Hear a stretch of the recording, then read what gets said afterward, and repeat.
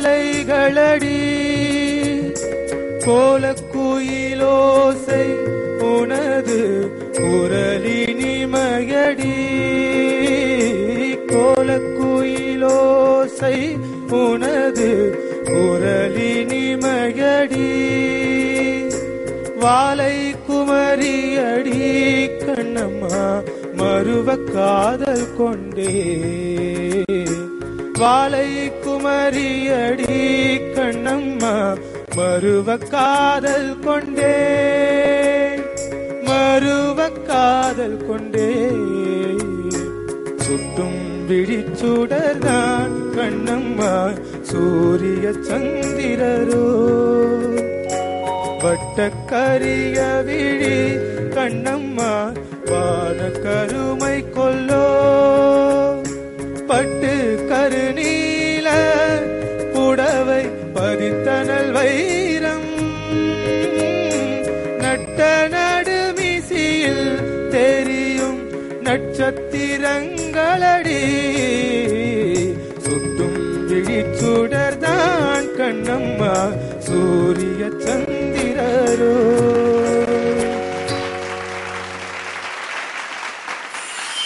திவாகர், உங்களை எனக்கு ஏற்கனவே தெரியும்.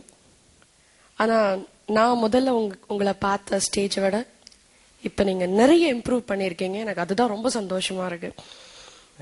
சின்ன சின்ன மிஸ்டேக்ஸ், அதாவது டெம்போ வந்து நீங்க கொஞ்சம் ஓடிட்டீங்க. அதாவது உங்களோட பாட்டுக்கு டெம்போ நீங்க இழுத்துக்கிட்டா பெட்டர், இல்லைன்னா ஓடுது கொஞ்சம். ஃப்ரேசிங் வந்து கொஞ்சம் இன்அக்யூரேட்டா இருக்கு. அதாவது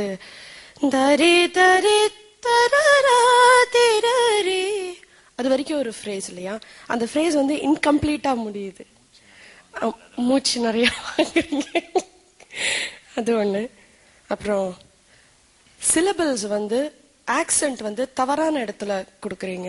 கண்ணம்மா அப்படின்னா காலதான் ஆக்சென்ட். ஆக்சுவலா கண்ணம்மா அப்படின்னா அதனுடைய தட்ஸ் நாட் அது. அப்புறம் லாஸ்ட், ஏன்னா நான் உங்களை பார்த்த பத்தில இருந்து சொல்லுவேன், உங்களோட தமிழ் உச்சரிப்பு நீங்க இன்னும் கொஞ்சம் இம்ப்ரூவ் பண்ணணும். வீட்டுல திருக்குறள் படிங்க, திருப்புகள்லாம் படிங்கன்னு சொல்லியிருக்கேன் நான். ஸ்ருதி ஆஃப்கோர்ஸ் அது கீப் ஆன் இம்ப்ரூவிங், அவ்வளவுதான். அது லைஃப் லாங் ப்ராசஸ், நீங்க பண்ணிட்டே இருக்கணும். Wish you all the best. I'm very happy. நீங்க பாடுறதை வச்சு ஒரு தீசிஸே எழுதிட்டா நான் வேற என்ன பேச முடியும் அதை பத்தி.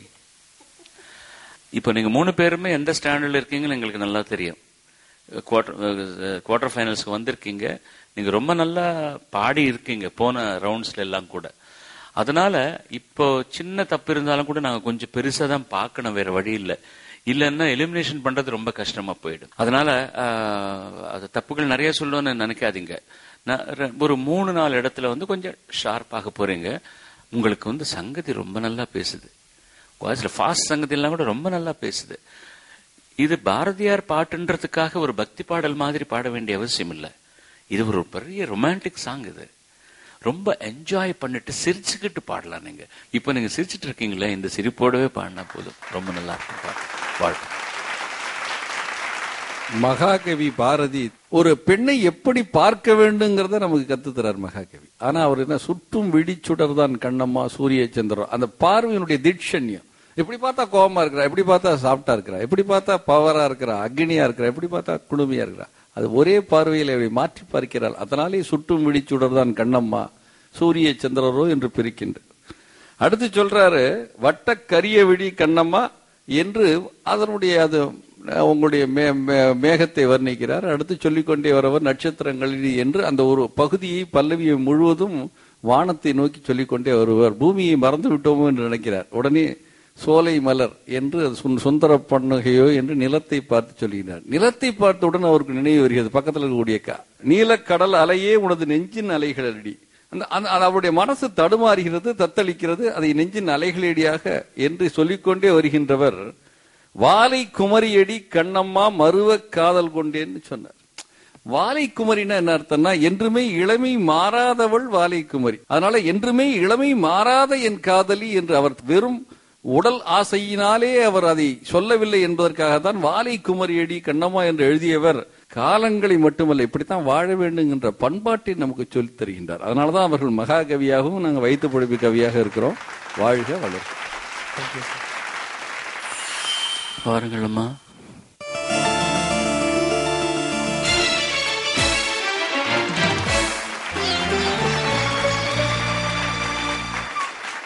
எல்லோருக்கும் வணக்கம். என் பேர் ஸ்வாகதா. நான் மதுரையிலிருந்து வந்திருக்கேன்.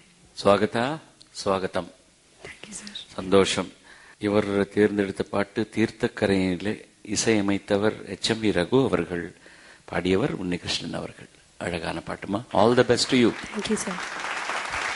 தீர்த்தக்கரையினிலே தெற்கு மூலையில் செண்பக தோட்டத்திலே, தீர்த்தக்கரையினிலே கண்ணம்மா செண்பக தோட்டத்திலே, பார்த்திருந்தால் வருவேன் வெண்ணிலாவிலே பாங்கியோடென்று சொன்னாள், பார்த்திருந்தால் வருவேன் வெண்ணிலாவிலே பாங்கியோடென்று சொன்னாள், வார்த்தை தவறிவிட்டாய் அடி கண்ணம்மா மார்பு துடிக்குதடி, பார்த்த விடத்தில் எல்லாம் உனை போலவே பாவை தெரியுதடி, பார்த்த விடத்தில் எல்லாம் உனை போலவே பாவை தெரியுதடி கண்ணம்மா, தீர்த்தக்கரையினிலே கண்ணம்மா செண்பக தோட்டத்திலே, மேனி கொதிக்குதடி கண்ணம்மா, கண்ணம்மா கண்ணம்மா கண்ணம்மா, மேனி கொதிக்குதடி தலை சுற்றியே வேதனை செய்குதடி கண்ணம்மா, வேதனை செய்குதடி, வானிலிடத்தை எல்லாம் இந்த வெண்ணிலா வந்து தழுவது பார், வானிலிடத்தை எல்லாம் இந்த வெண்ணிலா வந்து தழுவது பார் கண்ணம்மா, மோனாதிருக்குதடி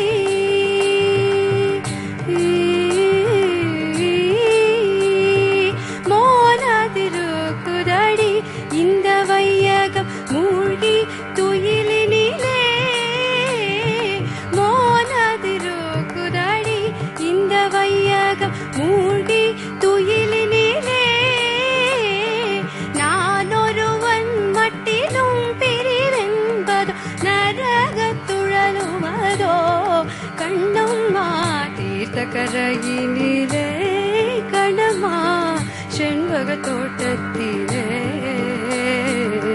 தீர்த்தக்கரையினிலே தெற்கு மூலையில் செண்பக தோட்டத்திலே.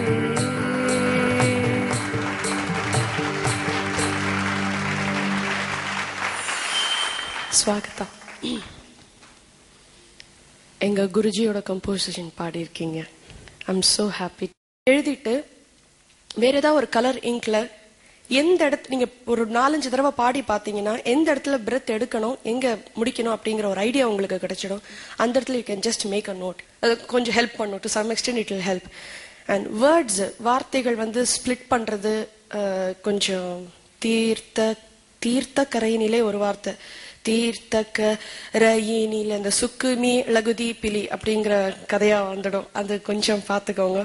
அப்புறம் தீர்த்த கரையினிலே அப்படி பாடணும்னு அவசியம் இல்லை. பாட்டுக்கு எப்பவுமே ஏன்னா இப்படி பாடினா தான் அவசியம் இல்ல, அது கரெக்ட் இல்ல சொல்லு. இக்கு வரணும் இல்லையா? தீர்த்தக்கரையினிலே தான். அதுக்காக தீர்த்தக்கரையினிலே பாட சொல்லல, தீர்த்தக்கரையினிலேன்னு பாடக்கூடாது. பாலிருக்கு பலம் இருக்குன்னு ஒருத்தர் பாடினாரு. ஆடியன்ஸ்ல ஒருத்தர் சொன்னாங்க, கையில கல் இருக்கு உதப்பேண்டா அப்படின்ற மாதிரி. சுப்பிரமணிய பாரதியோட பாட்டுகள் தமிழுக்கு மரியாதை கொடுக்கணும் இல்லையா? அந்த இக்கு வரணும், தீர்த்தக்கரையினிலே. அதே மாதிரி இன்னொன்னு நான் சொல்லிடுறேன், நான் எனக்கு ஜாஸ்தியா சொல்ல அவகாசமே கொடுக்கும். She is my daughter. அழகாக சொல்றா இல்லையா? ஏன்னா அனுபவத்துல வந்தது. துடிக்குதடி அந்த கீருக்கு மட்டும் நெடில் கொடுக்காதீங்க. நீங்க ஒருவேளை ஒரிஜினலா பாடி இருந்தாலும் அது தப்பு தான். அது துடிக்குதடின்னு தான் இருக்கணும். கூ வரக்கூடாது. அது ரெண்டு நான் பேசிட்டேன். எங்க குருஜியோட ஒரு ஸ்பெஷல் ஒரு விஷயம் நான் இங்க அப்பா கிட்டயும் அங்கிள் கிட்டயும் ஷேர் பண்ணிக்க விரும்புறேன். இங்க எல்லாரும் சார்பாகவும் தமிழ் எழுத்துக்களை வச்சு ஒரு பாடல் ஒரு படத்துக்கு திரைப்படத்துக்கு ரகு அங்கிள் மியூசிக் பண்ணியிருக்காங்க. ஸ்ரீ கஞ்சி காமாட்சி அப்படிங்கிற படம். வாணிஜரம் அம்மா அவர்கள் அந்த பாடலை பாடுவாங்க.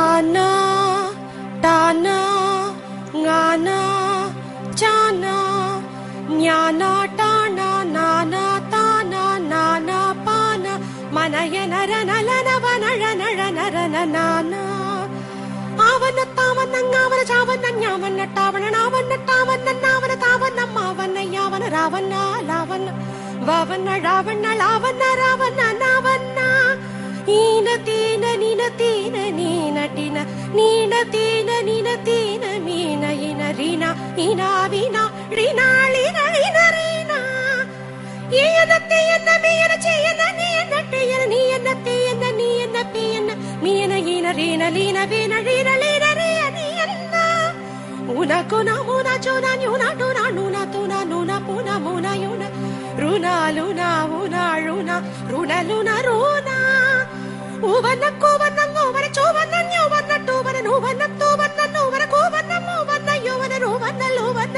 உவன ரோவன ரோவன நூவன மூவன ஏனகேன நென சேன ஏனடன லேன தேன நென தேன மேன ஏன ஏனாலே நாவே நாளே நாளே நாரே நானேனா.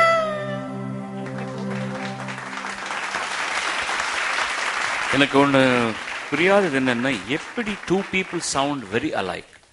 நீ பாடும்போது நிறைய தடவை எனக்கு வாணிஜ்யரம் வாய்ஸ் தான் காப்பாருது. இட் இஸ் 99.99999% கண்ணு மூடிட்டு கேட்ட நானே கூட சம்டைம்ஸ் லேபிள் பார்த்தது தான் எனக்கு புரியுது. நீ பாடினியா வாணியம்மா பாடிருக்காங்கல்ல, ரொம்ப கிட்டக இருக்கும். Please correct me if I am wrong. மற்றவங்க சொன்னாங்களோ இல்லையா எனக்கு தெரியாது. எனக்கு நிறைய அந்த மாதிரி தெரியுது. சரி, இப்போ உங்ககிட்ட வரும்போதுமா தெர் இஸ் நத்திங். நான் இந்த ரெண்டு தான் நான் நோட் பண்ணேன். மற்ற இசை பத்தி நீ பாடினதை பத்தி நான் எனக்கு சொல்ல வேண்டிய அவசியமே இல்லை. Because she has given the in detailed perspective of what you have been singing. God bless you. Thank you so much, sir.